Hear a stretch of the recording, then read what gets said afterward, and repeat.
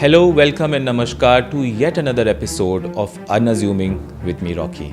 Friends, this is the last part of our series on wars. पिछले दो videos में हमने जाना not so talked about Wars के बारे में, वॉर्स की वजह से जो ह्यूमन लॉसेस और टेक्नोलॉजिकल इनोवेशंस हुए हैं और कैसे उनसे हमारी जिंदगियां बदली हैं. वी ऑल्सो लर्न कैसे भारत स्टैंड आउट करता आया है while facing these issues historically. In today's episode, we will explore कि ह्यूमैनिटी यानी मानवता जो कि अमन की इतनी बड़ी फैन है, बार बार कॉन्फ्लिक्ट्स में क्यों उलझ जाती है. हम साइकोलॉजिकल रीजंस को समझने की कोशिश करेंगे. हम भारत की मल्टीकल्चरिज्म और डिफेंस की हिस्टोरिकल लेसन्स के बारे में बात करेंगे और समझेंगे कि आज का मॉडर्न इंडिया अपने प्राचीन प्रैक्टिसेस से क्या सीख सकता है.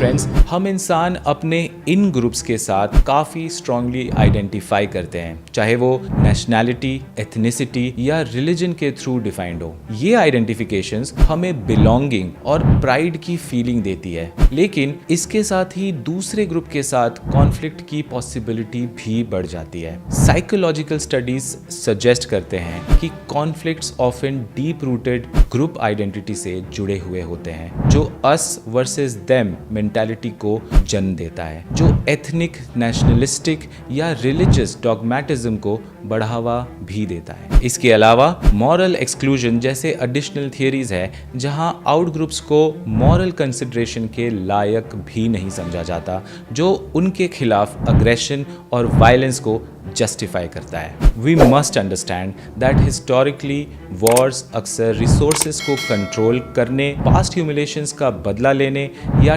टेरिटरीज को एक्सपैंड करने के डिज़ायर से ट्रिगर होती हैं, और इससे मुझे भारत के नेबर्स की बड़ी याद आती है. एनीवे, कुछ और एग्जाम्पल्स के बारे में बात करते हैं, जैसे सिएरा लियोन में हुई सिविल वॉर्स, जो डायमंड के इलिसिट ट्रेड और प्रोडक्शन को कंट्रोल करने से मोटिवेटेड थी, और ऑयल एंड गैस रिजर्व्स की एक्सप्लॉयटेशंस के बारे में तो आप जानते ही हैं, जिन्होंने कई ग्लोबल कॉन्फ्लिक्ट्स को फ्यूल किया है, जैसे कि कुवैत पर इराक का invasion and the 2 American Gulf wars, Iraq and Iran war and the Falklands and Malvinas war. दोस्तों, इन सब के बीच इंडिया एक यूनिक एग्जाम्पल है, एक वास्ट मल्टीकल्चरल नेशन का, जो हिस्टोरिकली अपने कल्चरल और स्पिरिचुअल इन्फ्लुएंस को ग्लोबली पीस के थ्रू प्रोजेक्ट करता रहा है. बुद्धिज्म जैसे इंडियन फिलॉसफीज का एशिया भर में ट्रेड और कल्चरल एक्सचेंज के थ्रू एक्सपेंशन, कॉन्क्वेस्ट के बिना एक ऑल्टरनेट मॉडल ऑफ इन्फ्लुएंस को शोकेस करता है. ये एक नोटेबल एग्जाम्पल है जिससे इंडियन कल्चर ने चाइना पर बुद्धिज्म और अदर कल्चरल एक्सचेंजेस के थ्रू बिना किसी मिलिट्री इंटरवेंशन के गहरा प्रभाव डाला है, जो कि एक कम्युनिस्ट हार्डकोर कंट्री होने के बावजूद वो आज तक मिटा नहीं पा रहे हैं. इंडियन फिलॉसफी जैसे कि धर्म युद्ध का कॉन्सेप्ट, जो वॉरफेयर में जस्ट कॉन्डक्ट को डिक्टेट करती है, मिनिमल हार्म और एथिकल इंगेजमेंट इन कॉन्फ्लिक्ट को एम्फसाइज करती है, इस फिलॉसफी ने एक डाइवर्स कल्चरल मोज़ैक को एक common geopolitical identity which is Bharat के अंडर सेफ गार्ड किया है, बिना किसी अग्रेसिव एक्सपेंशन के. And this makes me really proud.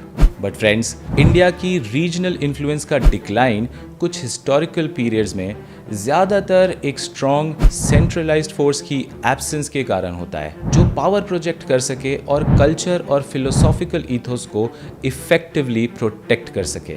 Major invasions और इंटरनल डिक्लाइंस के पीरियड्स ये इलस्ट्रेट करते हैं कि कैसे एक रोबस्ट डिफेंसिव मैकेनिज्म्स की कमी ने सिग्निफिकेंट कल्चरल और पॉलिटिकल डिसरप्शन को जन्म दिया. आज का इंडिया अपनी रिच कल्चरल लेगेसी को मॉडर्न जियोपॉलिटिक्स की डिमांड्स के साथ बैलेंस करना जानता है. हमें इस रोल को on the global stage navigate करना है, पीस और कोऑपरेशन को चैंपियन करते हुए, while maintaining a capable and fearsome armed force, because only real power can protect real peace. India की इंटरनेशनल पीस कीपिंग में पार्टिसिपेशन और ग्लोबल कल्चरल और ह्यूमैनिटेरियन इनिशिएटिव्स में कंट्रीब्यूशन इस बैलेंस को रिफ्लेक्ट करता है, और ये दिखाता है कि हमारे एंशिएंट विजडम का मॉडर्न टाइम्स में किस तरह से कंटिन्यूड रेलेवेंस है। सो फ्रेंड्स, इन कंक्लूजन, जब हम वॉर्स और पीस के साइकोलॉजी पर रिफ्लेक्ट करते हैं तो ये क्लियर होता है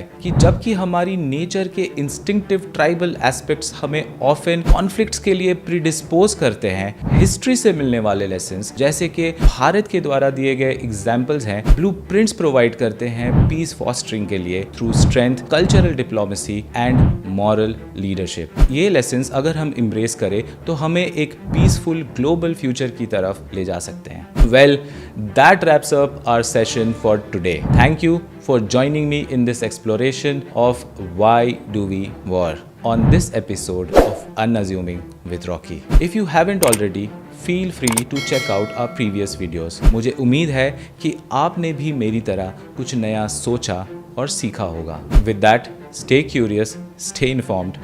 Until next time, keep seeking the truth behind the headlines.